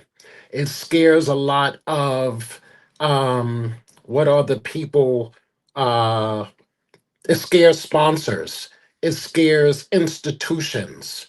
Thank you for standing in truth. Um, I've been against the grain for a long, long time against my sisters, Sisters, hoping that they would be my sisters, Sistahs. But this is our inheritance, and this is our inheritance. And I hope that this message, I hope everyone shares this message, because the people who are fighting for this, it will be a stain on their legacy. Thank you for standing in truth. I am a proud member of the Afro Hair Beauty Science Coalition, and I need to be more in communication with y'all, and I need y'all to tell me how I can assist you more. Listening and liking and sharing is not enough. I need to be in action in assisting y'all in awakening my people. This Yeah, is more than a conversation. This is our right. Because business. This is we have to have serious a come to business. Jesus moment ourselves. We needed And it, but you and know what they say: tell the Ladosha, truth, shame the devil. We consciousness is when you get it. It's never late. It's always on time. And thank you, ladies, for doing this. You make me a better stylist. And I just needed to come and say thank you. I love you.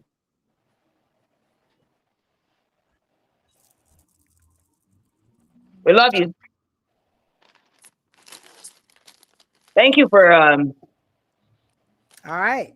well, Thank we've had a lot of you. we've had a lot of Thank conversations you. that we did not agree on.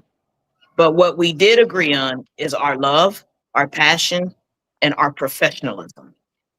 And we thought and thought and thought until we think tanked it out, and that we were both satisfied that I don't know if you guys understand that this probably will be looked at when we are 80 and 90 years old and we have left the party. The Oof. people who will never meet us, just like we never met Sarah Spencer Washington.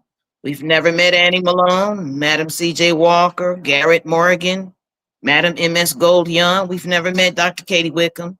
We've never met the great stylists who, byways and highways, went to them hair shows, probably half with HIV and still trying to make it and still going on down the road. But they did it for us. We will not be the generation that loses it. We will not do that. That is not negotiable. And if we need to just have a conversation and to make sure, because this business, this industry, as Dr. S.B. Fuller said, it is designed to make Black people rich, enrich, and to make us what we call unfuckwithable. Black folks don't have many problems that money won't solve.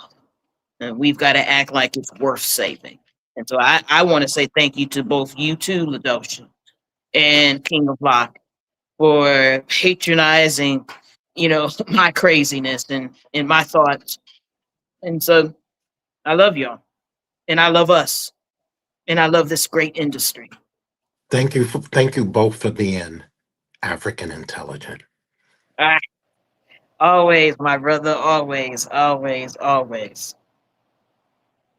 Take it away, All Miss right. Madosa, aka All Keep right, Love we're gonna Love. let Kefele get back. Thank you, Kefele. Thank you so much. All right. All right. Okay. I agree with Sandra. I'm feeling the love tonight. We got about maybe like 10 more minutes sure before we wrap this up. And we thank you guys for having this. And now you can see why we're breaking it down into 4 stages, but we had to start off with the we had to admit, like they say, to thy own self be true. We're admitting that we didn't want to, but sometimes we have to. And I believe the lawmakers who were working with us, um, they want to make this conversation easy. But as we think about it, when did it get hard? My mom said, things are only as hard as we make it. And so we're making this hard. Textured hair and natural hair does not belong in the same sentence with Afro hair and its scientific and teaching aspects. But if your personal choice, if that's how you want to use it, we that's of course we have no weight, no influence on it. That's your personal choice. But professionally, the nonsense is total nonsense. It has to stop. Our last point is what we're going to conclude on. And Cheryl, let me just pull this back up. We're going to move over here. This one is where they're saying that the proposed changes builds on the 2019 Crown Act, which recognizes hair texture and protective styles as part of racial identity and protects against discrimination. So again, here we go again, jumping around this Afro hair and using this right here. So if you can just kind of wrap us up with what's your take on the state of New York? Again, they're going to mandate in September 26th, should this bill pass, that textured hair education and training is going to be mandated. And their third rationale is the proposed bills on the 2019 Crown Act, which recognizes hair texture and protective styles as part of racial identity and protects against discrimination. Right. So if everyone has access, because everyone does now, because we did the first Afro Hair Science and the School of Aveda was there. They was in the front seat. Okay. But they did not have to have a mandate. That was in their personal choice as professionals to go to courses and obtain other skill sets. But if I were Ulta, what if Ulta sues the state? Not Ulta's fault that the person does not have the skill set. And what if you start opening up the corporation, start suing every school in the state? We're not having. Or wait a minute, Cheryl. Sure. Let me interject. What if a Chinese person came in to a black salon to get a bob, or a Russian or an Indian? Or what if Chinese people said, we want our hair in the curriculum too? Because after all, don't they have a hair type? I mean, I'm just Well, saying, y'all. right. What if Chinese people? What if Asian people? What if, just give us any ethnicity, any racial group, whatever one you want to use? What if they did the same South thing? Pacific, people from Samoa or Fiji or Tahiti, Polynesia. The point here is that we have an exceptional relationship with the Western world, and especially the United States government. And what we are saying is that we have a place in history, that something we started, that cosmetology, the art, the hygiene, the safety regulations and sanitations came from a model of Black women. Madam Gadsden in New York, especially, and I really want the people of the state of New York to study the mothers of the Black Beauty Culturist League, the Beauty Culturist League, the National Beauty Culturist League, because one of the mothers is Maud Gadsden, and she's out of the state of New York, and just be able to venture into what you understand. And I know that cosmetology, our story has been colonized and then probably erased, but it doesn't mean anything. It's still there.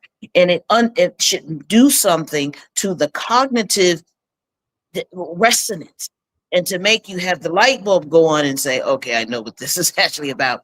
Because race was involved in the licensing in the first with barbers and hairstylists. So we have to understand that this is requires us to be agents of information and to not revise history here, because it's gonna that's dangerous ground. Absolutely. We are flirting with something that we have no idea. Our independent contracting status and all of our other financial statuses, we have to really be careful here. Yeah, I That's my I last word. concur. I concur. Hey guys, to help validate some of the stuff we're saying, don't forget Styling Jim Crow by Julia Kirk Blackwater. I'm going to see if I can find her Marvelous and book. interview her about this book. Also, you guys check out Nina Jablonski. I gotta get the name of her assistant. I will drop Cheryl's Substack in the chat as well, along with the link to the New York cosmetology website. I will make sure that I do that as well. But again, if you guys can help change the narrative, if you guys can stop using 4C hair, just stop it. Just stop saying it's the dumbest shit that people say about Black hair. We should have learned a lesson by now. Something about classifying humans as caucasoid, mongoloid, negroid, whatever oid they have, freakazoid. You know what I'm saying? They ain't make that Serpul. They ain't make that one. That history has already taught us that is the ultimate no-no. And it's pseudo. They've already said that the racial, now we know the social construct of it is kind of lived now, but it didn't work in humans. It's not going to work on hair. So let's just call it Afro hair in the professional world. It would help if you guys would say it out there in the secular world as well. And again, this helps with the customization because you cannot classify this texture. It doesn't make it natural. And at the end of the day, let's just not be scared. It's just called my hair is Afro. When it's wet, yeah, it's curly and it's wavy. But when it dry, that shit gonna be an Afro. I ain't gonna even, I got pictures of it. My Afro ain't gonna look like Foster Silver's. Foster Silver's ain't gonna look like Al Green's. Al Green's ain't gonna look like the mayor of Baltimore. All Afro's gonna look different, but it's still an Afro. Okay. So by the way, I was in Shaw High School last week, and let me show a clip of what happened when we talk about trust the science. And sure, I think God did this for you. This, what I'm about to show you guys, is the epitome of when we say trust the science, we said trust the science. Here's what happened. All right, you see that? It's an actual fire drill in the middle of the color class, right? And they're going to demonstrate how no panic about the color. Why? Because it gets weaker as it sits per the students at Shaw High School. I love this job. I'm here for it. All right. Oh, boy. We're trusting the science. We are trusting the science here at Shaw High School's cosmetology class, where it really happened. A fire drill during our color. Look at Miss B. That's a true cosmetology instructor back there. Trusting the science in real life.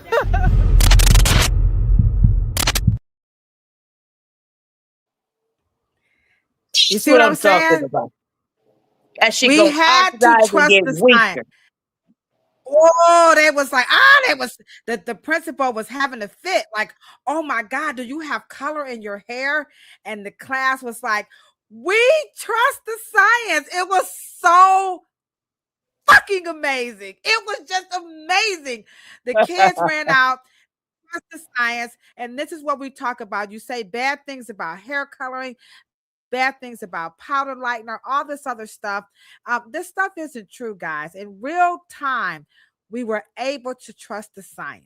And that's all we're asking. All of these people who are talking this natural hair, textured hair stuff, we're not trying to disrespect anybody. We're just calling them on things that needs to be changed. And if these students, that's the future. Cheryl keeps saying we need to move out the way. Let these young folks take this to the next level. Our time is coming up. And these kids trusted that science. And oh my God, I got to show you all the clips, the results. But I'm going to show the clip on the American Curl that's coming up on May 30th in San Diego, California. That's coming up. Anybody? I like you. I love you, Yate. She says my tagline will say Afro hair versus natural. Oh, you come on with it, okay? Thank you, guys. This is Afro Hair Science, all right? So any closing thoughts? We'll be back next week. We're going to talk about the politics of that word, a texture versus natural. We're going to go a little bit deeper. We go back, but take a little bit deeper. And I agree with you that the hair typing system, as fast as it came, that's as fast as we can get rid of it. It won't make it hard. We don't have to be rude. We could just say, oh, it's called Afro hair, but okay. But to each his own, but I hear you. I hear what you're saying, okay? Sure, any closing thoughts on this topic of capitulation? Use the word textured hair, not hair, instead of it is called Afro hair. Just ain't no other way to say it. It's Afro hair. Well, since we are the ghetto, I'm just kidding. Wait a minute. Wait, I got to wait. Don't say it, Cheryl. Wait a minute. Here you go. It's called Afro hair. Ain't no more natural. Ain't no more texture. I wasn't gonna say nothing. I said. What? Say it. Play it again. I said I wasn't gonna say nothing.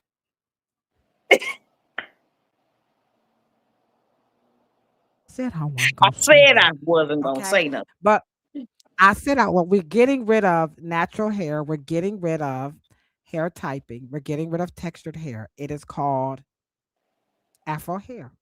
From behind the chair, I want to say something too, and you can help them understand it. Go ahead, Cheryl.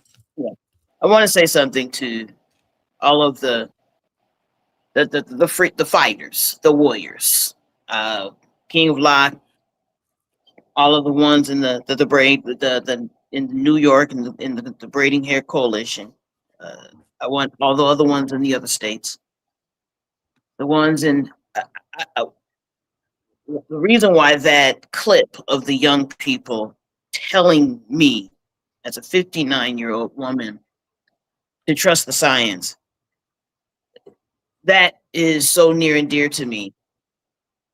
The only issue I have is that I'm fighting a fight that my father already did. I don't want them doing this over.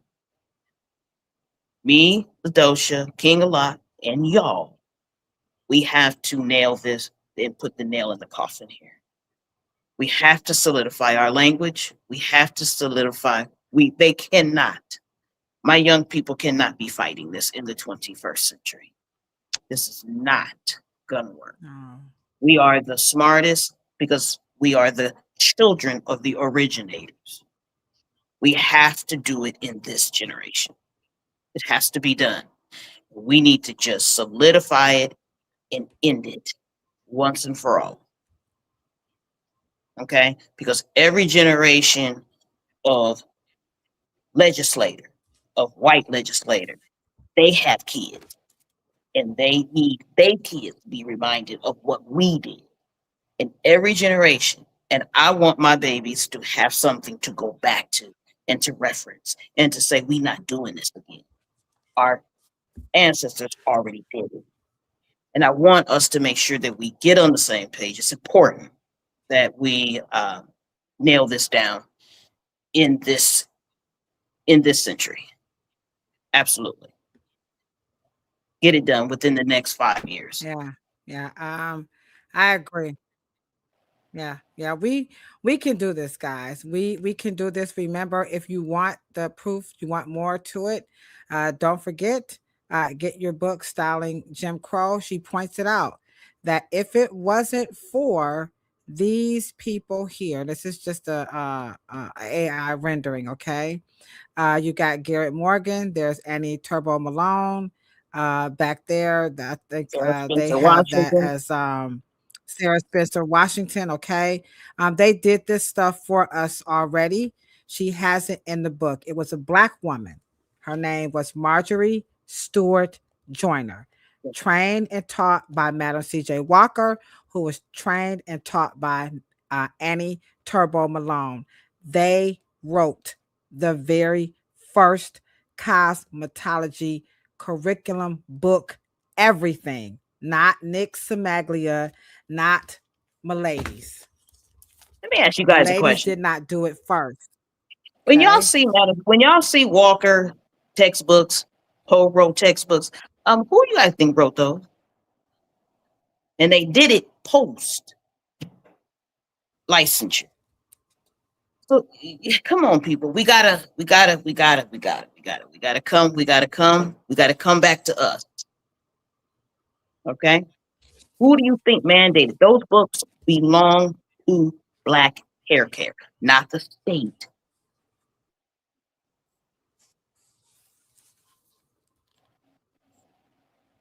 Miss Key Lovely, close us out. What they say. I don't know if y'all heard her though. Okay. She said, who you think wrote it? In 1927. In 1927. I'm going to say it again. It's on page 27. Illinois became the first state to license cosmetologists, and Marjorie Stewart Joyner participated in drawing up the Illinois Code, and other states followed. All of that, there it is. Okay. So we can do that. We wrote this. We wrote it beforehand, and like she said, we could do it now. And if you want to find those a copy of their books, you guys can go to those historical societies, and I think I have everything on microfiche. Sure, is that what it's called? Like digitized or something? Mm-hmm. Yeah, I think all of that is made available in digital form. Mm-hmm. Oh yeah, absolutely. Absolutely.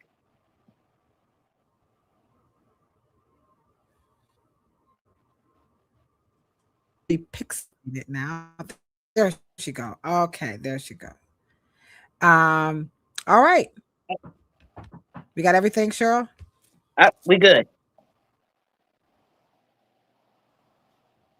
You're freezing. All right. Okay, guys, we will be back next week talking about the politics New York mandating texture hair education and training. And again, Cheryl is talking about, are we giving this away in the process? And so far, it looks like we are, but we could stop it, right, Cheryl? We could stop giving it away. All right, guys. You know what we say? We're signing out, right? We're talking about a whole lot of peace, a whole lot of love, and a whole lot of hair. Remember, if you ain't got it, don't want it, can't stand the hair, you plan on cutting it off, we say don't worry about it because all that's beautiful too. And so are you. Everybody on LinkedIn, everybody on Facebook, everybody on YouTube, everybody on Instagram. We appreciate you guys. Thanks so much. Don't forget, like, share, subscribe, and hit that thumbs up button before you walk out. And I'll drop those links in the chat after this video populates. Cheryl, you are the bomb.com. And thanks, Kafele. We appreciate love you. you, sis. Love you, sis. Let's get into the history of this Jerry curl. Who invented the Jerry curl? It was really invented by a Black person. We all know that. I mean, isn't that crazy that we were putting all of these chemicals in our hair, perm rods and all that, and not even knowing who created it? Willie Morrow out of California, he is the first accredited creator of the curl for African Americans. A product that, first of all, is chemically solid. The curl, the shine, the drip, the definition. You couldn't go to no other hair salon outside of a Black hairstylist. Man, my cousin Did a kitchen curl on my brother one day. Half his hair was curly, half of them was straight.